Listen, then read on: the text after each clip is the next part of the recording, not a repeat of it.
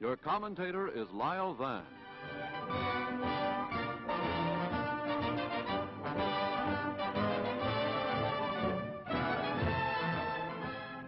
The most effective United States carrier-borne air armada ever sent into action prepares a surprise blow against the powerful Japanese naval base at Truk. Bombers, torpedo planes, and Hellcat fighters stand ready for the takeoff as their 2,000 horsepower engines warm up. The fleet is close to the enemy's secret stronghold now and still undetected. The first flight moves to the attack. The exact number of carriers in this great fleet is a closely guarded naval secret, but an overwhelming force of planes roars into the sky, the finest planes and the greatest flyers in the world. There goes the spearhead of the attack.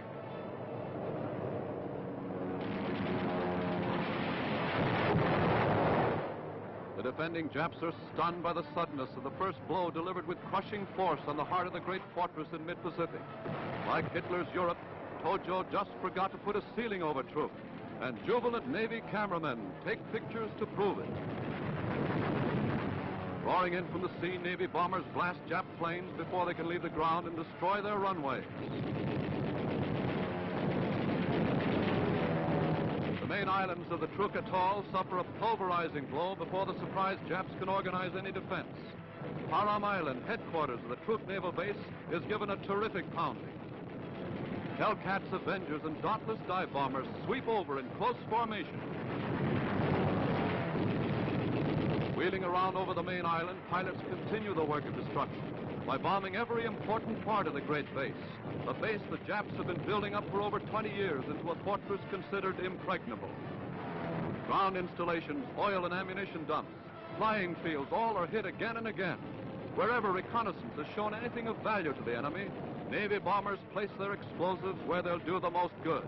Every fortified island in the Truk Atoll is given a thorough blasting by a sky armada of overwhelming force that hits the Japs like a bolt from the blue.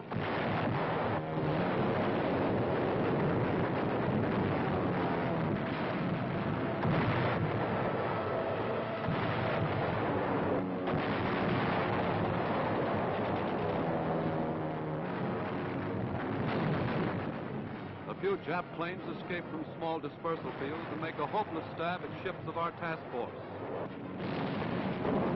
Expecting attack, men and ships are ready.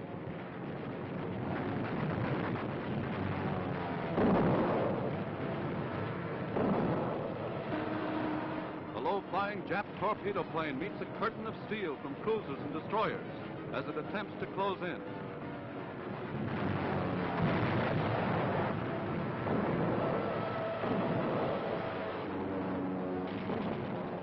A Jap dive bomber tries to break through the barrage. The sky is spotted with bursting shells from massed anti-aircraft guns as they knock down the attacking plane. A direct hit and a flaming end for another Nipponese airman.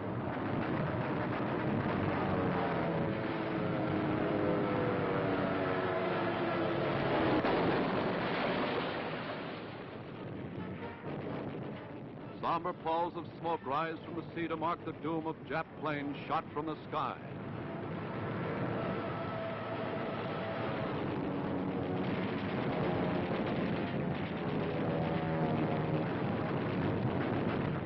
Only slight damage is suffered by just one American ship in the Jap suicidal defense.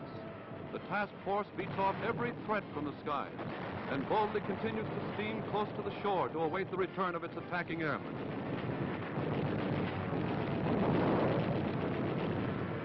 Over the Truk Lagoon, trigger-happy Navy airmen have a field day.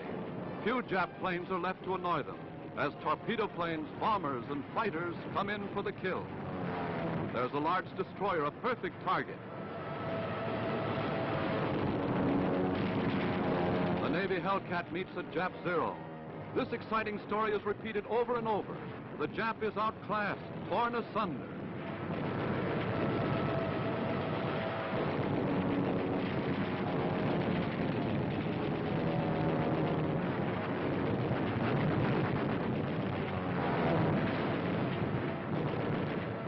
Out of the sky they roar with wing cannon blazing, tearing into ships of every description, ships that the hard-pressed Japs can ill afford to lose.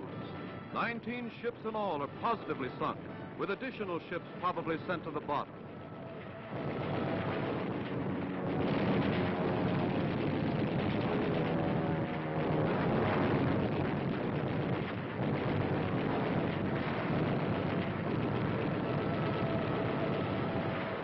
The desperate Japs even take a slow reconnaissance plane into combat. It tries to hide in a cloud. A Zero tangles with another Hellcat, and this is how 200 Jap planes are destroyed, with only 17 planes lost by the Yanks. Slow-moving freighters in the harbor of Truk are helpless. Faster vessels pour on the coal in futile efforts to escape. Here's a Jap destroyer turning sharp at full speed to avoid a bomb.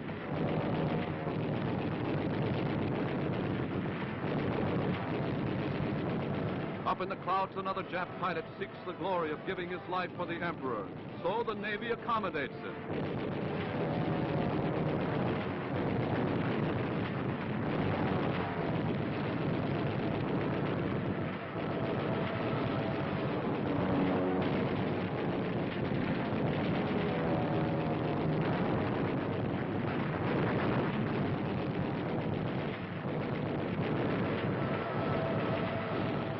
The camera plane drives on another vessel trying to get away.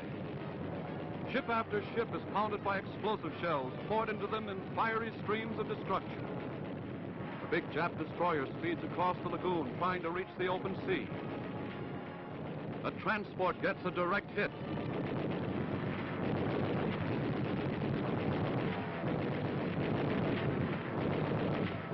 The snake trail below is another destroyer.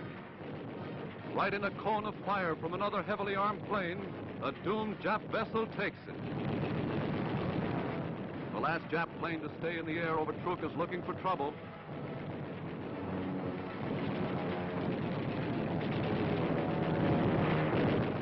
Our intrepid airmen continue the element of surprise and advantage.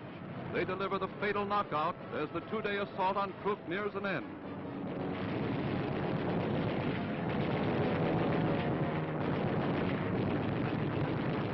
There's that Zero again, soon to be represented by another Jap flag painted on the fuselage of a Navy Hellcat.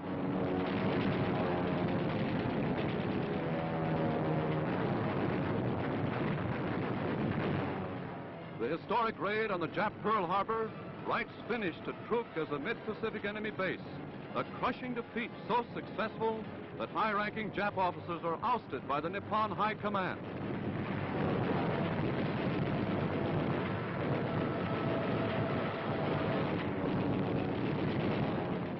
The Truk Lagoon, cluttered with bombed and battered hulks, is in itself full proof that never again can the Jap Navy ride at anchor here in safety.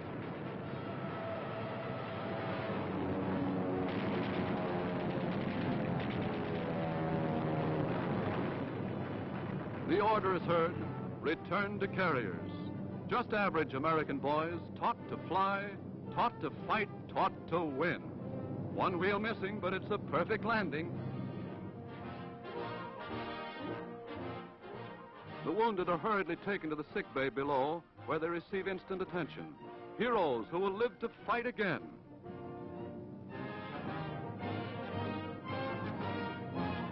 Other planes come through showing the scars of enemy shell fire.